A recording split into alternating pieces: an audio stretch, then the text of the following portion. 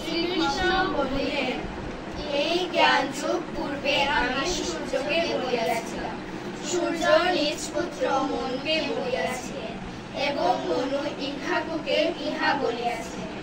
পরম্পরাক্রমে রাজর্ষিগণ এই জ্ঞান লাভ করিলেন, কালক্রমে ইহা নষ্ট হইয়া গেল। হে অর্জুন, জ্ঞান যুগ অত্যন্ত গোপনীয় বিষয়, তুমি আমার ভক্ত ও সখা, সেই জন্যই আমি তোমাকে এই জ্ঞান জানাইতেছি। অর্জুন বলিলেন, হে কৃষ্ণ, আগে সূর্যের জন্ম, পরে তোমার জন্ম, তুমি কেমন করিয়া সূর্যকে এই জ্ঞান শিক্ষা দিলে? শ্রীকৃষ্ণ বলিলেন, হে অর্জুন, তোমার এবং আমার বহু জন্ম অতীত হইয়াছে। আমার মনে আছে, কিন্তু সেই সকল তোমার মনে নাই।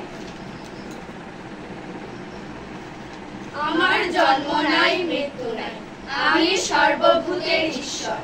আমি নিজের মায়া বলে শরীর ধারণ করিয়া থাকি। পৃথিবীতে যখনই ধর্মের গ্লানি হয় এবং পাপ বৃদ্ধি পায়, তখনই আমি শরীর ধারণ করিয়া পৃথিবীতে অবতীর্ণ হই। আমি যুগে যুগে অবতীর্ণ হইয়া সাধুদিগের পরিত্রাণ, পাপীদের বিনাশ এবং ধর্ম সংস্থাপন করি। যে ব্যক্তি আমার এই দিব্য জন্ম ও কর্মের কথা জানেন, সে ব্যক্তি মৃত্যুর পর আমাকে প্রাপ্ত হন, তাহার আর পুনর্জন্ম হয় না।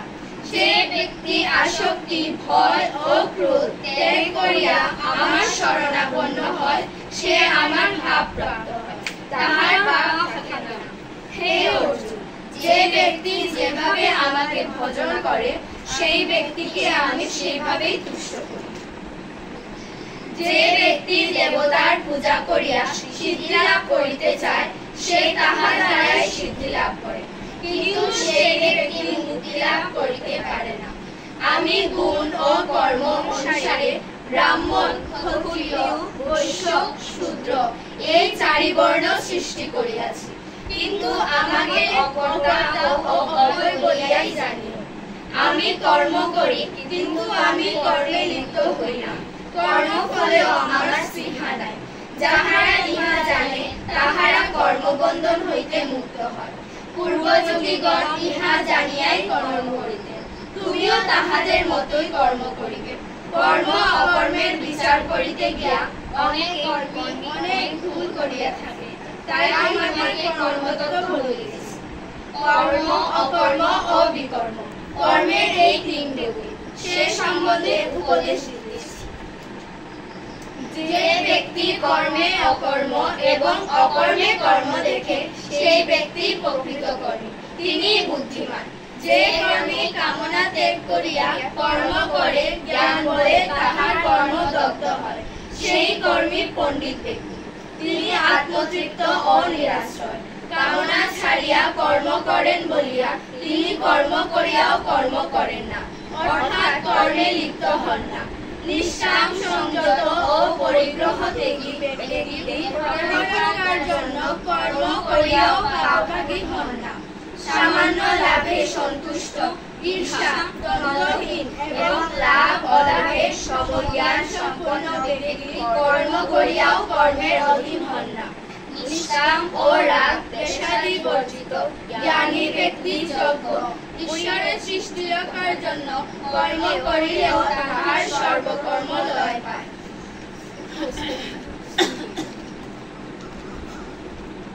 যে ব্যক্তি অগ্নি, হবি এবং যজ্ঞ সকলকেই ব্রহ্মময় মনে করেন, তাহার সমস্তই ব্রহ্মে লয় পায়। কর্মযোগী শ্রদ্ধার সহিত দৈবযজ্ঞ করেন, আর ফল ত্যাগী জ্ঞানী ব্রহ্মাকেই যজ্ঞ করেন। কেহ ইন্দ্রিয়গণকে সংযমরূপ অগ্নিতে অর্পণ করে, আর কেহ বিষয়কে ইন্দ্রিয়রূপ অগ্নিতে অর্পণ করে। কেহ বা জ্ঞানের প্রভাবে আত্মসংযমরূপ অগ্নিতে ইন্দ্রিয়, মন প্রভৃতি দগ্ধ করে। কোন কোন কর্মী দ্রব্যাদি দানরূপ কর্ম করেন, কেহ তপস্যা রূপ যজ্ঞ করেন, কেহ যোগ অভ্যাস রূপ যজ্ঞ করেন এবং কেহ বা বেদ পাঠ রূপ যজ্ঞ করিয়া থাকে। দেহ প্রাণবায়ুতে অপানবায়ু এবং অপানবায়ুতে প্রাণবায়ু রুদ্ধ করিয়া প্রাণায়াম অভ্যাস করেন এবং তাহা দ্বারাই ব্রহ্মের আরাধনা করেন। কোনো মিতাহারী ব্যক্তির প্রাণেই প্রাণাহুতি দেন, সেই ব্যক্তি যজ্ঞবিদ ও নিষ্পাপ, যিনি যজ্ঞ শেষে অমৃত ভোজন করিয়া অন্তিমে ব্রহ্ম লাভ করেন। হে পুরুষোত্তম, যজ্ঞহীন ব্যক্তির ইহলোকই নাই, বহু সুখপূর্ণ পরলোক সে কোথায় পাবে? বেদে বহু যজ্ঞের বর্ণনা আছে, সেই সকল যজ্ঞ কর্মজনিত, ইহা জানিয়া মুক্ত হওয়া যায়। হে অর্জুন, দ্রব্যযজ্ঞ হইতে জ্ঞানযজ্ঞ বড়, জ্ঞানের দ্বারাই কর্মের শেষ হয়। তুমি প্রণাম ও সেবা করিয়া প্রশ্ন জিজ্ঞাসা করিলে তত্ত্বজ্ঞানী ব্যক্তি তোমাকে জ্ঞান উপদেশ দিবে, সেই জ্ঞান লাভ করিয়া তোমার মোহ দূর হইবে। তখন আমার মধ্যে এবং তোমার নিজের মধ্যেই ভূতগণকে দেখিতে পাইবে। আর তুমি যদি পাপাচারী হইয়া পড়ো, জ্ঞান তরী আরোহণ করিয়া তুমি পাপ সিন্ধু পার হইতে পারিবে।